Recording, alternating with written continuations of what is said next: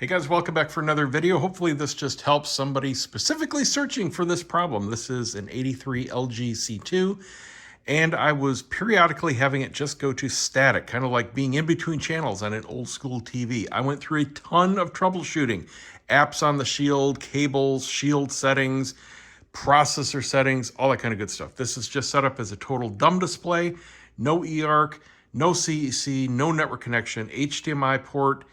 The cable is just a fiber optic coming in from the processor. Everything goes through the processor. But it would randomly, seemingly happen, sometimes just minutes after starting up the screensaver, sometimes a couple hours. And I only saw it happen once in front of my face, watching a normal TV show right near the end where it was going to end the show and go back to the menu settings. So I thought, well, maybe it's in between switching between Dolby Vision and SDR, because these are all the Apple Dolby Vision screensavers. And I think I was right. I think it was just an HDMI handshake issue.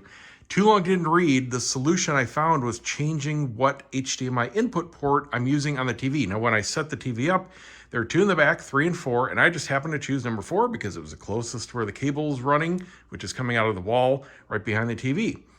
Now, there are another bank right over here on the side, numbers 1 and 2. Number 1 includes eARC support. All 4 are supposed to be the same high-speed HDMI 2.1, all taking the same possible signals, but obviously, number 1, having the eARC support, has something different about it, whether it's just software or whether it's hardware, I couldn't tell you.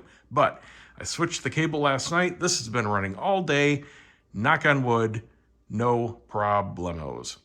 So if you're having that issue, try HDMI input number 1. Hope it helps.